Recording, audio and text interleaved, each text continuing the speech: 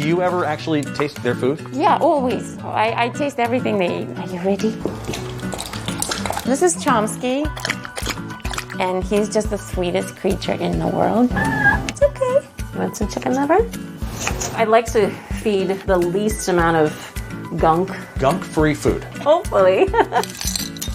When you're shopping for pet food, do you ever think about climate change? No, that's, I think, the one thing we haven't thought of. I think about the environmental impacts of human food all the time, but adopting a pet made me start to think about what her carbon footprint or paw print might be. The environment, unfortunately, is sometimes a secondary consideration. I haven't really thought about the carbon footprint specifically.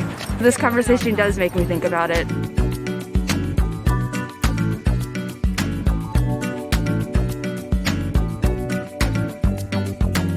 They are our best buddies, our fur babies, our four-legged friends, and we want them happy and healthy. But lately, there's been some talk that these tiny little paws could actually have a pretty big carbon footprint. So now comes the question, how do we keep our pets healthy while also looking out for the health of our planet? Oh, you are so cute. You are so cute, both of you. Meet Chomsky and Banksy. Most of the meat in this fridge is theirs. They're two of the luckiest dogs around. I get a little bit jealous of what they eat sometimes. It's better than my dinner. It all started when Tatiana Vino adopted Chomsky 3 years ago. He had allergies all over. He would scratch himself all the time. Instead of medication, she opted to try changing his diet. So I started cooking, and he loves it, obviously. On today's menu, the dog version of bacon and eggs made with a heaping hunk of pork shoulder. And the inspiration came from what I eat for breakfast. The allergies got better, and Chomsky's not complaining. You don't see dogs finishing kibble like that. Though he may not know it, Chomsky is part of a bigger trend. We're buying foods for our pets that tend to have more meat, so more animal protein and higher quality animal protein. Caroline Grunwald studies agriculture and its impact on the climate at the Breakthrough Institute in Oakland. Her latest article points out what could be an unintended consequence of feeding our pets meat that was intended for humans. What that ends up leading to is more livestock production so that we can feed our pets. Though most dogs don't eat like this, there are plenty that eat like this. He gets just a cup of this, some freeze-dried stuff in it. Here at the Newberg's house, it's dinner time for the picky poodles. Gizmo and Chai are both in their teens. How has dog food changed in the time that these guys have been in your household? Oh my gosh, it's gotten more and more complex and crazy and expensive. An endless parade of colorful bags with words like raw, ancestral, and grain-free. They fall into two basic categories. You know, one bag has a picture of a farm on it. The other one has a pack of wolves on it. It kind of depends on how we perceive our pets. Are they wild or are they fur babies? Regardless of what's on the bag, Grunwald found what's in the bag is pretty similar. Compared to budget-priced foods, most of these more expensive foods are meatier. More meat and higher quality by human standards cuts of meat. In her article, she cites a 2017 study that estimates food for cats and dogs accounts for more than a quarter of the environmental impacts of livestock in the U.S. That's 64 million tons of carbon emissions each year. And the U.S. makes almost a third of the world's pet food. Certainly, sustainability improvements in U.S. pet food production could have significant global benefits.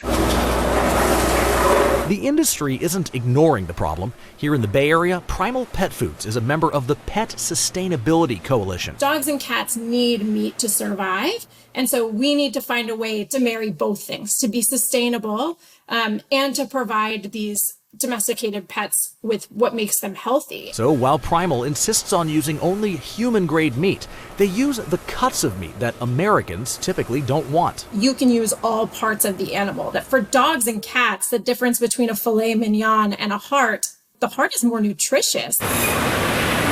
They also include bone meal, yet another thing most Americans don't eat.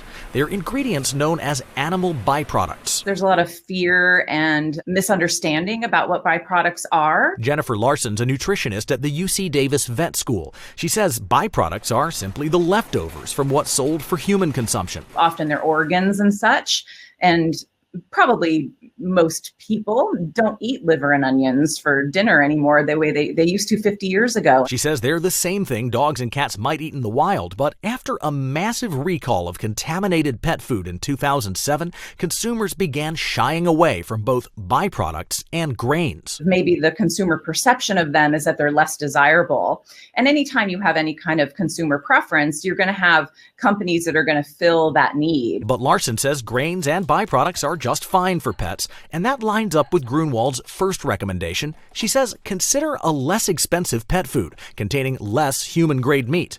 Larson recommends sticking with big, well-established brands. Every pet owner can really reduce their pet's carbon footprint just by changing the type of mass-produced pet food that they're buying at the grocery store. Also, consider the type of meat. Chicken is more sustainable than lamb or beef.